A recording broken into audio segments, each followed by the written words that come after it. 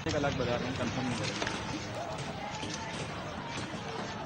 एक अलग बाजार में कंफर्म नहीं करेंगे, एक अलग बाजार में कंफर्म नहीं करेंगे, एक अलग बाजार में कंफर्म नहीं करेंगे।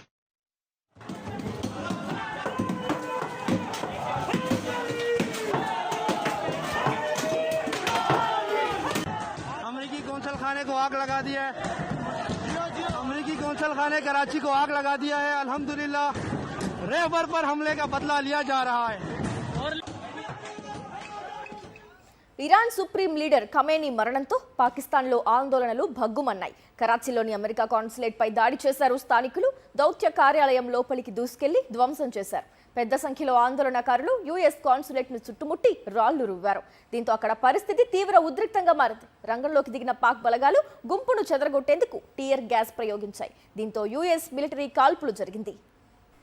దానికి సంబంధించి పూర్తి డీటెయిల్స్ అందించేందుకు మా కరెస్పాండెంట్ వెంకటేష్ లైవ్ ద్వారా అందుబాటులో ఉన్నారు. వెంకటేష్, చెప్పండి, కరాచీలో ఇప్పుడు సిచ్యువేషన్ ఎలా ఉంది? అక్కడ ఇంకా కాల్పులు జరుగుతున్నాయా? ఇరాన్పై అమెరికా దాడులకు నిరసనగా పాకిస్తాన్లోని షియా ముస్లింలు కరాచీలోని యుఎస్ కాన్సులేట్ కార్యాలయాన్ని ముట్టడించారు. యుఎస్ కాన్సులేట్ కార్యాలయంలోకి చొరబడి పెద్ద ఎత్తున వాటిని విధ్వంసం చేశారు. కిటికీలు తలుపులు పగలగొట్టి లోపలికి వెళ్ళి పూర్తిగా భయభ్రాంతులకు గురి చేసినటువంటి పరిస్థితి. సో ఈ నేపథ్యంలో పాకిస్తాన్ పోలీసులు రంగంలోకి దిగి వారిని చెదరగొట్టేటువంటి ప్రయత్నం చేశారు. అయినప్పటికీ వినకపోవడంతో కాల్పులు జరిపారు. సో టియర్ గ్యాస్ కూడా ఉపయోగించారు. సో మొత్తానికి కాల్పులు 7 చనిపోగా 30 మందికి పైగా గాయపడినట్టు సమాచారం వస్తుంది.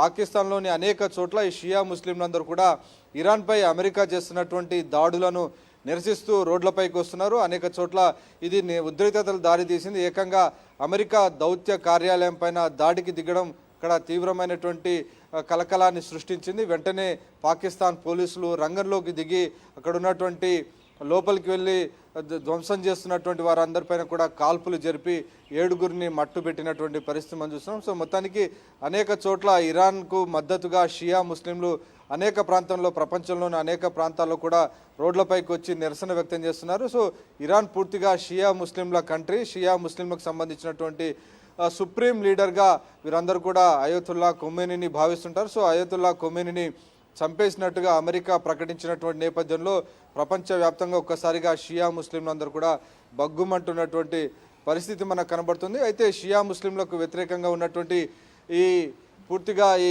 ఇరాన్కు వ్యతిరేకంగా ఉన్నటువంటి అనేక సున్నీ కంట్రీస్ ఏవైతే ఉన్నాయో, సౌదీ అరేబియా కానీ యుఏఈ లాంటి కంట్రీస్ అన్నీ కూడా అమెరికాకు మద్దతు ఇస్తున్నటువంటి పరిస్థితి కనబడుతున్నాయి. సో ఆ నేపథ్యంలో ఇరాన్ పూర్తిగా ఈ గల్ఫ్ కంట్రీస్ పైన భారీ ఎత్తున దాడులకు దిగుతుంది. దాదాపు 27 చోట్ల ఇరాన్ దాడులకు దిగింది. ప్రధానంగా దుబాయ్ ఇంటర్నేషనల్ ఎయిర్పోర్ట్ కానీ, బుర్జ్ ఖలీఫా, ప్రపంచంలోని అతి పెద్ద అయినటువంటి భవనం బుర్జ్ ఖలీఫా పైన కూడా ఇరాన్ మిస్సైల్స్ ప్రయోగించినటువంటి పరిస్థితి.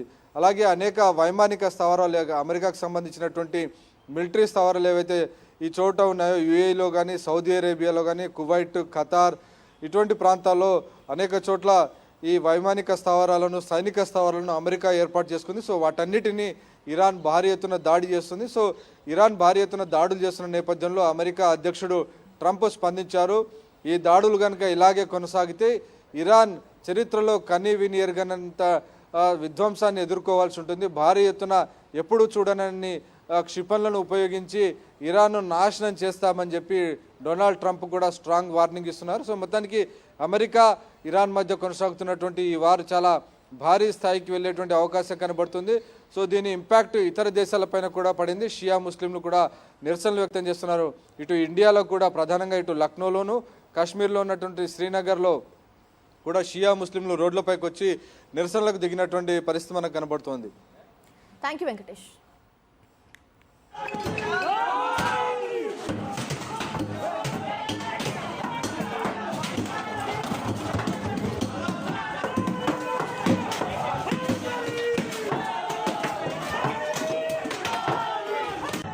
अमेरिकी कौंसल खाने को आग लगा दिया है।